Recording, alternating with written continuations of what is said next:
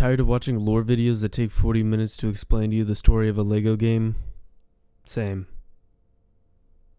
So anyways, there's actually a surprisingly in-depth story for Arcane Odyssey. To get a few things out of the way before I start lore dumping, I think it's important to mention that Arcane Odyssey is not a standalone game in terms of story. For those that didn't know, Arcane Odyssey is a part of a trilogy, starting with online fighting, Arcane Adventures, and then Arcane Odyssey. I'll be covering the story of all these games, considering Arcane Odyssey wouldn't really make sense without the foundation of the story. I'm also going to be putting large title cards and smaller dates down in the bottom quarters so that you can get a better flow of the events of the timeline. All magics come from one source, chaos. This chaos energy is spread across the entirety of the universe and is somewhat sentient, manifesting itself in truly malicious users. It's kind of an ever-expanding form of energy that can never truly be tamed, someone like dark matter in our universe. And lastly, Arcane Odyssey's story is rooted in Greek mythology, which means that figures such as Poseidon and Zeus exist in this world. However, Arcane Odyssey's story focuses on one crucial question. What if Prometheus, Titan god of fire and craftsmanship, gifted to humanity magic rather than fire? The War Ages. Not a lot is known about the War Ages, aside from the fact that a lot of conflict can be traced back to this time period. It's a period of time that's bound to be fleshed out later in the story of Arcane Odyssey, but for right now, we need to focus on the Golden Age of Magic. This is the period of time where magic is discovered in a town called Ian's Cross. An old monk was spotted channeling spells from the soul, the technique of casting from the soul being replaced in present day by magic circles. Regardless, this monk is actually the god of Prometheus in disguise, giving humanity magic in return for humanity burning a red stone known as Aurum. Upon burning Aurum, it would be transported to Mount Olympus, where Prometheus could absorb its powerful contents. Gaining enough power, Prometheus overthrew Mount Olympus and killed Zeus. Humanity continuously searched for more Aurum in a desperate attempt to increase their power by Prometheus bestowing more magic powers upon them. Quickly, a large deficit between different magic users grew. Wars begin to grow as conflict over remaining Aurum stashes ignite. 40% of the human population is rendered dead during this warring period that takes over 100 years. An important figure that dies during the century-long war is Prometheus himself. A powerful wizard known as CURSEBEARD, revered as the strongest wizard, breaks into Mount Olympus and slays Prometheus. However, before landing the killing blow, CURSEBEARD demands that Prometheus create sea curses, and in Prometheus's dying breath, he complies, creating the sea curses. Sea curses allow a magic user to fuse with whatever curse they have, such as a nature curse user being able to fuse with nature such as a tree. In order to obtain such a sea curse, you must interact with a massive glowing cube that grants the curse. These users cannot be killed by conventional means due to being rendered immortal after consuming a curse, the immortality aspect being most likely CURSEBEARD's primary reason for forcing Prometheus to make such a creation. The Age of Discovery. Over a few hundred years, magic slowly faded into legend as humanity recovered, and Aurum was now used as a form of currency when trading with others. Alright, so magic quickly recovered and resurfaced, no longer being casted from the soul, but now appearing as magic circles. Ever wonder why your explosion magic comes from these rings and not from your chest? It's because your soul would blow up. Anyways, a little segue time. Deep within a forested village lived a young boy named DURZA. DURZA was a lone outcast because whilst everyone else casted magic with ease, DURZA was incapable of casting spells. Going on a walk one day, DURZA discovered a massive purple cube in the forest, and upon interacting with the cube, it blew up into a massive ball of light before suddenly disappearing. Sometime later, a group of bandits with arcane powers began to raid DURZA's village. During the chaos, one of the bandits shattered DURZA's arm and began channeling a magic circle of light to finish DURZA off. However, the young boy used the curse that he had obtained to sap all the magical energy from the bandit. DURZA soon realized he obtained the sea curse of absorption and was able to steal magics from other individuals. Power hungry, DURZA traveled across the arcane world stealing sea curses and magics from other wizards, now being titled the Magic Thief. He constructed a tower and lived in solitude studying magic such as raising the dead. DURZA's name fades into legend until magical mutations begin showing up across the arcane world. DURZA, enticed with these new magics, leaves his tower in search of more power. During the Magic Thief's journey, he comes across a large city known as Oberon, and just outside of the walls is a man named THEOS. DURZA senses great power from THEOS and attempts to sap THEOS' power, but THEOS is extremely powerful and is able to fight back against DURZA's assault. Both mages, completely exhausted, retreat. THEOS retreats within the walls of Oberon, and DURZA, being scared shitless of another mage that is just as powerful as him, leaves to raise an army of the dead. Sometime later, DURZA returns to Oberon for a rematch against THEOS with his undead army. THEOS easily destroys the massive army of undead wizards and begins to battle DURZA. The two legendary wizards clash and in a massive battle destroy multiple villages and forests in the crossfire. However, in the end, THEOS gains an edge and overpowers DURZA by consuming DURZA's right leg and his powerful fire magic. DURZA, now with one leg and incredibly desperate to win this battle, channels every single magic, every single mutation, and every single curse he had ever consumed in one ultra-powerful spell and launches it at THEOS. Luckily, the spell completely misses THEOS and hits a mountain far behind him. Unluckily, the magical spell is so powerful it does 3 things. It instantaneously vaporizes 80% of the entire human race, causes earthquakes so powerful it begins to shatter the continents of the arcane world, and 3, pollutes and damages the world that will be felt for the next 700 years. THEOS and DURZA, somehow not being killed themselves, awake on separate continents several thousand miles apart. So over the course of the next 500 years or so, villages began developing anew and most forgot about the old continents. DURZA's attack had also left the world with strange weather anomalies and massive tsunamis. However, nearing the end of this 500-year period, weather begins to clear up and humanity begins sailing due to the vastness of the oceans after the continents literally shattered, which then, and only then, do we actually get to the first game in the trilogy, online fighting. I would love to give you an in-depth story retelling about the masterpiece that is online fighting. However, due to Roblox's increasing disdain towards older games and the fact every video looks like it was deep fried as part of some kind of inside joke, I can't really do that.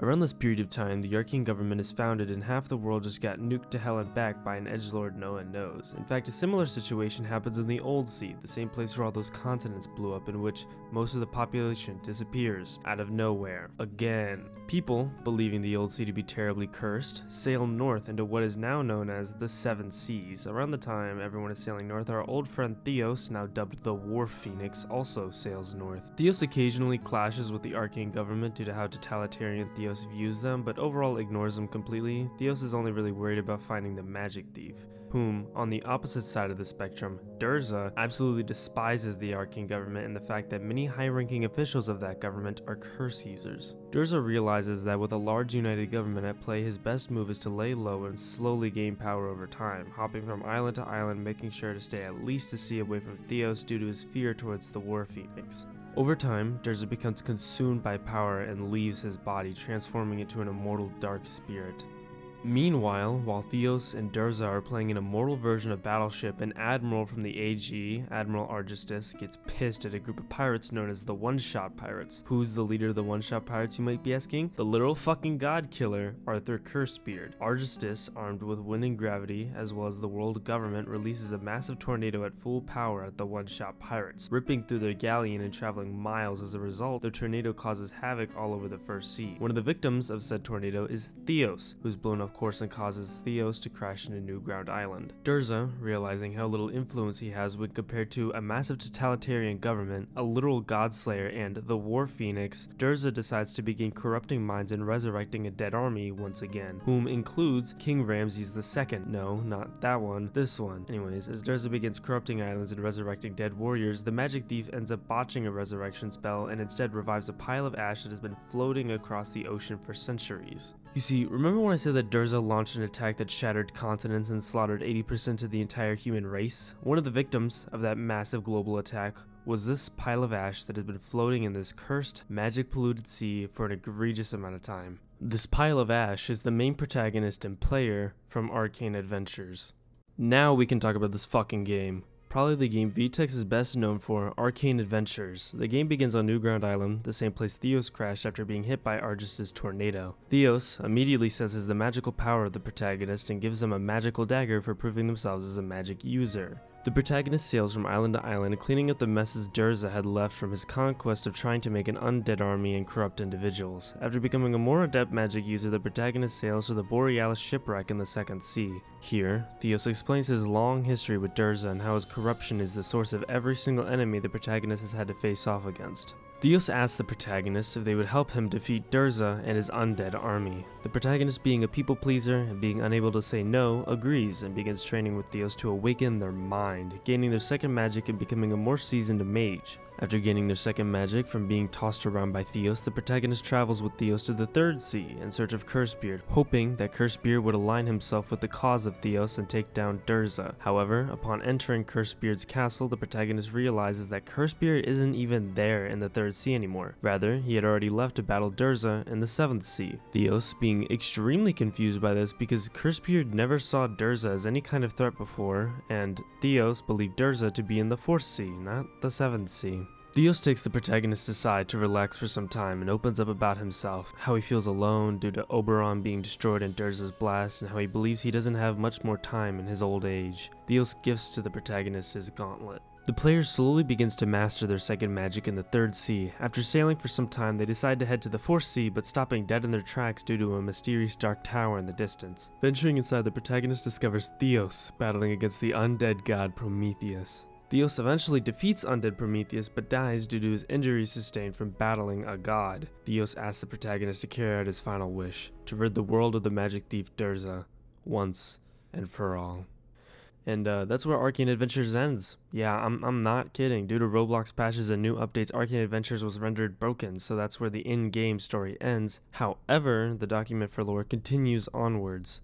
This next section, until Arcane Odyssey, consists of large bullet points and a general overview rather than an in-depth gameplay look as opposed to the rest of Arcane Adventure lores, so I'm gonna summarize the events as they happen from each sea. In the fourth sea, after Theos defeats Prometheus, the player is meant to unlock their third magic. In the fifth sea is where the Arcane government's headquarters is located, and in the sixth sea is where the protagonist unlocks their true potential as well as mutating their own magical abilities, becoming, quote, ridiculously powerful. Something the protagonist is definitely going to need as they travel into the 7th sea, DURZA's last stand. The entirety of the 7th sea is riddled with cannon fire, thunderstorms, as well as other weather anomalies causing havoc across the sea. Here, the player also finds CURSEBEARD dying. CURSEBEARD fills you in on everything that's happened up until this point. As CURSEBEARD's army fought against DURZA, more and more of them were being turned undead, turning into a vicious cycle where CURSEBEARD would have to slaughter his own men. CURSEBEARD also details how DURZA revived the god of thunder, Zeus, as a final line of defense. The undead god Zeus would have to face off against a high commander of the one-shot pirates before getting to CURSEBEARD. Can you guess who this high-ranking commander is? Poseidon. It's Poseidon. Anyways, Poseidon attempts to 1v1 his dead brother, but loses to the god of thunder. DURZA revives Poseidon under his control, in which CURSEBEARD then defeats undead Poseidon and finally puts him to rest. However, CURSEBEARD is ambushed by undead Zeus, and due to the sheer power of the attack, CURSEBEARD collapses dead, leaving the protagonist to battle against DURZA and the undead god Zeus. After an extremely hard-fought battle against the magic thief and the undead god of thunder, the protagonist prevails. DURZA, much like how he reacted to Theos, releases one final magical explosion that caused global earthquakes and tsunamis, vaporizing the entirety of the 4th, 5th, and of course 7th seas. A massive shockwave that would be defined as the Wrath of the Gods. The player would be heralded during this event, titled the CURSEBEARD War, and they would be dubbed the Peacekeeper. Due to this event, the ancient force of chaos would be attracted to Earth to destroy what was remaining of the 7 seas, and because of the Arcane government's headquarters being in the 5th sea, they had essentially fallen apart. And holy shit, we're finally in the home stretch, because now we're going to be talking about Arcane Odyssey. Arcane Odyssey takes place in a part of the Arcane world known as the War Seas, home to many ancient kingdoms that have their own curse faults. Battles are waged and fought with these curses, leading to severe damages. The War Seas don't even know the 7 seas exist, and vice versa, due to how far apart they are. The plot of Arcane Odyssey doesn't take place until 1 month after DURZA's defeat at the hands of the Peacekeeper. The lore then goes on to explain some more about what the Peacekeeper does, and talks about Hades, who is manipulating DURZA the entire time, talking then about how the Peacekeeper obtained the absorption curse DURZA had, and now plans to travel across the seas, destroying the curses Prometheus once made centuries ago. Other than that though, that's pretty much where the story ends. Oh, what's that? You want me to summarize Arcane Odyssey, and you want me to do it unscripted, unlike the rest of the video, meaning that I'll sound more like a crackpot than I did when I told you Poseidon was a high-ranking member of a Roblox pirate fleet known as the One-Shot Pirates? One of the major kingdoms of the War Seas is Ravenna, a place that caused havoc, including the Winter Veil extermination. Ravenna is known to have strong ties to a criminal organization known as the Order of Aesir. The Order of Aesir tortured the main protagonist and their friend Morden, but the protagonist awakes on the Dawn Island alongside Morden, having suffered amnesia. The protagonist does not know who they are anymore. The protagonist ends up doing busy work for locals in Redwake, eventually going to Frostmill where they meet Iris, who is searching for her father. The protagonist and Iris go to Steepstones in search of her father to meet a mysterious figure known as Ren. Ren literally does nothing in the story right now. You could pretty much ignore him until like later on in the half of the game where, you know, he kind of teaches you everything else. Whatever, who the fuck cares about this guy? Anyways, here at Circe Island they meet a guy named Devira who will also be important later, but really serves no fucking purpose to the plot at all right now. Anyways, some guy named Navira who gives them some hints about a guy who's dragged off by hooded figures. Turns out these figures are the Order of Aesir. You beat the shit out of Lord Elias, who is trying out for the Aesir. After having gained no knowledge, you travel to the Sailor's Lodge and you meet up back with Morden. And after some exposition from Ren, you travel from the Sailor's Lodge with Iris and Morden and put together that Ravenna and the Order of Aesir probably has something going on. You still get to Fort Talos, where your old friend Morden leaves again to get the curse before the Aesir does, the curse being the death curse. You go ahead, you beat General Argos and leave the Fort Talos, and Fort Talos pretty much just fucking explodes. And from Fort Talos you go to Ravenna, some political stuff happens, and you get the shit kicked out of you. You serve slave labor for a few months. It takes your friends multiple months to get you out of slave labor and to escape the dungeons of Ravenna, but after doing so you meet King Calvus IV and you beat the living shit out of King Calvus IV. After that you escape after some royal business with his younger brother, and you go ahead and you get your second mind awoken by Ren, and he does some crazy shit and he like probes you or something. So then you go and talk to Poseidon, and you might be saying, why the fuck is Poseidon a part of this game? I didn't know this game had Poseidon in it. Well, after watching this video, now you know the implications of Poseidon in this game. Holy shit, he's actually real. And then and only then does it say in the lore that some fucking random NPC from like Arcane Adventures finds out the world is fucking round. Yeah, that's the end of it. They find out the world is finally fucking round.